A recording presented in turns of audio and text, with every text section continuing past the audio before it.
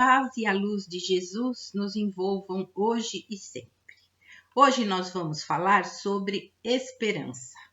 Retiramos lá da primeira carta de Paulo aos Coríntios, capítulo 13, versículo 13. Agora, portanto, permanecem fé, esperança, caridade. Esperança, não é? O homem pode suavizar ou aumentar o peso de suas provas, conforme o modo que encaramos a nossa própria vida. Pode sofrer mais ou menos, tudo depende do nosso olhar, da nossa esperança, do nosso otimismo em relação a tudo que acontece em nossas vidas. Pandora era uma princesa da Grécia Antiga que recebeu de deuses ciumentos de sua beleza um presente, uma caixa misteriosa. Disseram-lhe que jamais a abrisse, mas, né? Um dia, vencida a curiosidade e tentação, ela ergueu a tampa para dar uma espiada, liberando no mundo os grandes males, a doença, a inquietação e a loucura. Um Deus compadecido permitiu-lhe, porém, né, fechar a caixa a tempo de prender o único antídoto que torna suportável a infelicidade da vida. E o que é? A esperança. No livro Mãos Unidas, a mensagem de Emmanuel, que se intitula Esperança Sempre, a mensagem 4, nos traz belas palavras de apoio às dificuldades que enfrentamos nas nossas vidas, no nosso dia a dia. Então, nós vamos fazer uma reflexão de alguns trechos dessa mensagem de Emmanuel. Então, ele diz assim: ninguém sem esperança, ninguém sem Deus. Já é um alento, não é? Porque esperança vem do latim e significa esperar algo positivo. É a segunda das 3 virtudes teologais. As 2 outras são a fé e a caridade, que vivem juntas, não é? A esperança é simbolizada pela cor verde. No Evangelho segundo o Espiritismo, ele nos apresenta a esperança como sendo filha da fé, ou seja, é acreditar e confiar em Deus. E como diz a mensagem de Emmanuel, se tivermos confiança em Deus, sempre teremos esperança em nossas vidas. E ele ainda diz assim: contempla o céu nos dias em que a sombra te invade o coração e pensa na inalterabilidade do amor infinito que verte do Criador para todas as criaturas. Diante dos dias nublados em nossas provas, que são naturais acontecer, pode parecer um pouco mais difíceis. E em devaneios de instabilidade, às vezes acreditamos que não poderemos vencê-las.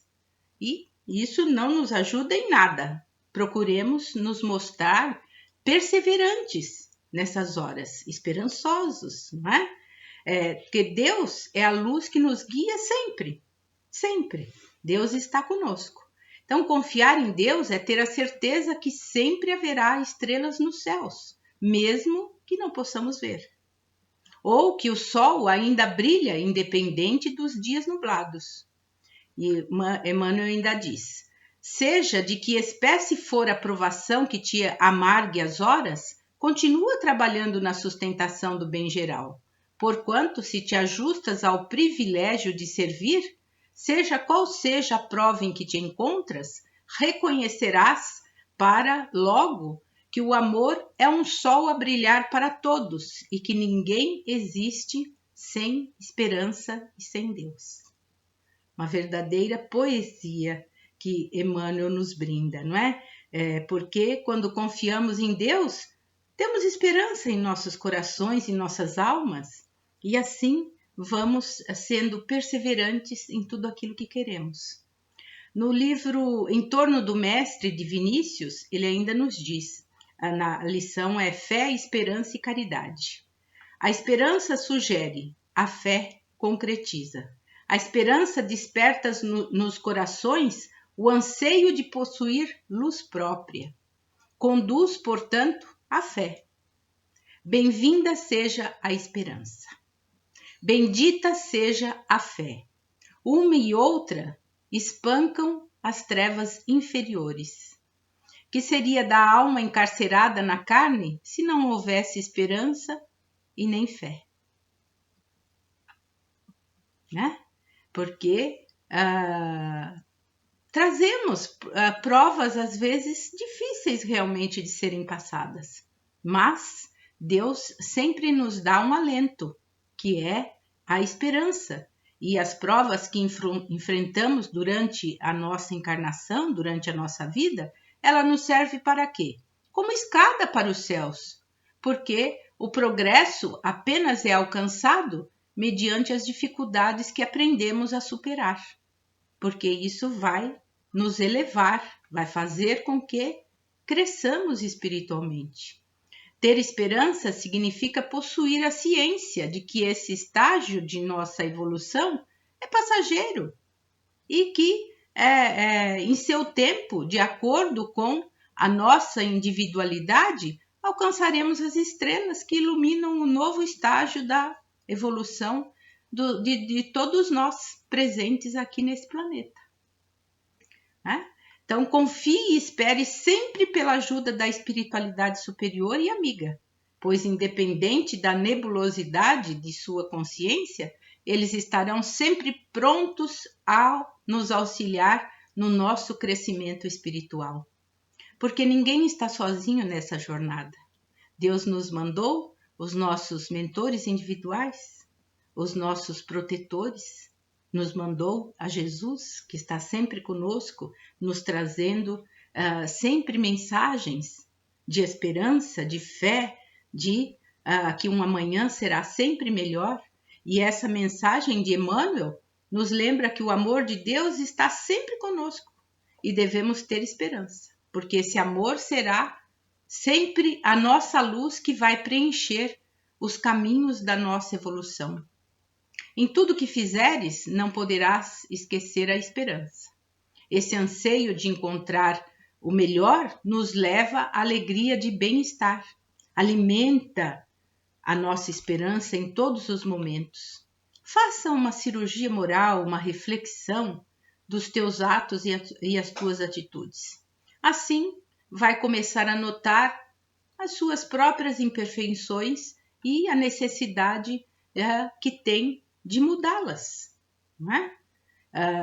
Jesus, o sublime Galileu, falou-nos da esperança no Sermão da Montanha, com a suave mensagem das bem-aventuranças. Exemplificou-nos os seus ditos e feitos. Não é? Enfim, toda a sua mensagem é de esperança. Se a desesperança nos acercar em alguns momentos, lembremos de Jesus, a nos dizer lá em Mateus capítulo 11, versículo 30, meu fardo é leve, meu jugo é suave. Seu jugo é suave, por que não o aceitamos? Por que temos tantas dificuldades assim em aceitar?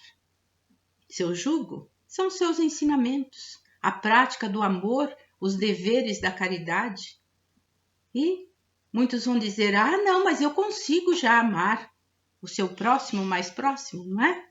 Aquele que fala de perto ao seu coração, esse é fácil amar, não é? E aquele que fez qualquer coisinha que pisou no teu calo, já consegue amar? Então, esse é por isso que temos dificuldades em aceitar os ensinamentos de Jesus, que nos pede amar ao nosso próximo como a nós mesmos. Então, façamos aí uma reflexão, porque o seu jugo é suave. Se o nosso fardo é leve, por que não o conduzimos? Reclamamos tanto. Ou talvez a desesperança resulte da nossa própria insensatez, não é? Carregando o pesado fardo daqueles prazeres inferiores que só nos prejudicam. Que prazeres são esses? Do orgulho, do egoísmo, da ganância, dos vícios de toda ordem e outros tantos fardos inúteis que nos sobrecarregam os ombros, destroçando as nossas forças e que insistimos em carregar. Em qualquer circunstância, deixemos que a esperança nos invada a alma, confiantes em Deus, que sempre nos dá oportunidades novas para refazermos os nossos caminhos, buscando a nossa redenção. É a oportunidade bendita que Ele nos dá.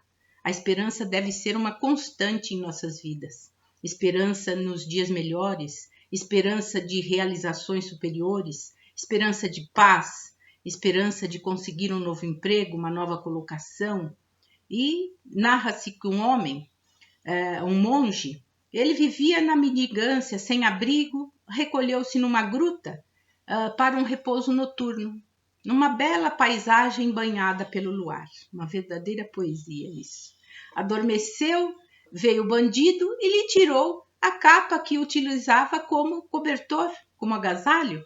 Aí no frio da madrugada despertou e, dando-se conta do infortúnio, porém, fascinado pela a claridade da lua, aquele luar maravilhoso inundando toda a entrada da gruta, aproximou-se da entrada e emocionou-se e, quando viu, exclamou: "Que bom que o ladrão não me furtou a lua." Não é? Essa não é uma verdadeira esperança? Então, vamos meditar sobre isso também, não é? Porque desesperar nunca, esperança sempre. Há dias em que temos a impressão que chegamos no fim do caminho. Olhamos para frente não vislumbrando mais saída. Não há uma luz no fim do túnel e não há também nenhuma possibilidade de volta. Parece que todos os nossos projetos, nossos objetivos foram levados para bem distante e estamos sem possibilidades de alcançá-los. Sentimos-nos perdidos, não sabemos que rumo tomar, ficamos atônitos, sentimos-nos como uma árvore ressecada, sem folhas, sem brilho, sem motivo para viver. Essa é a desesperança. Mas, de repente, como acontece com as árvores, com a natureza, a primavera chega, muda toda a paisagem.